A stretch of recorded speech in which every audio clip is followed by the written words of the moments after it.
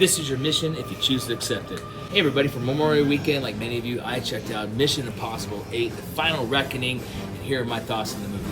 I liked it a lot, actually. I quite enjoyed it. I will be honest, I enjoyed it more than 7, and I can't quite pinpoint the reasons why maybe 7 wasn't my favorite.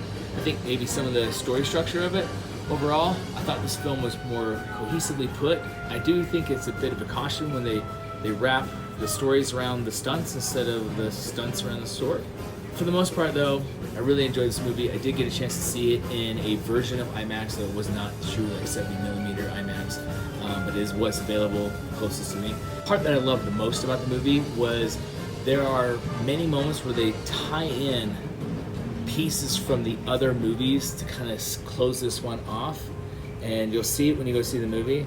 And I really enjoyed that aspect of it, of how it's been a long history coming and how certain elements or characters and things like that do show up later and have a meaningful impact for the overall story. Just an observation though, as a Mission Impossible fan, and I've seen every one of them in theaters, by the way. I remember being in 1996 in the 6th grade.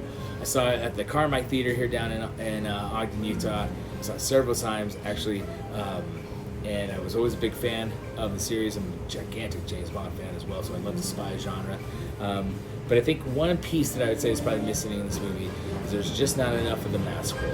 As much as the other movies, and some of the other movies have more tricks and gimmicks, there's always a setup where there's kind of like the audience knows that they're wearing the mask and they're tricking a character, but then there's also a moment where later they're wearing a mask and they trick the audience thinking they don't.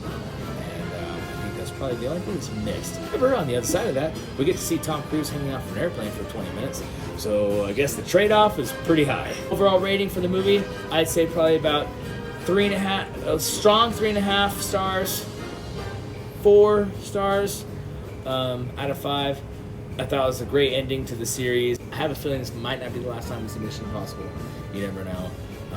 But I quite thoroughly enjoyed it, and absolutely think that everybody should go check it out. So.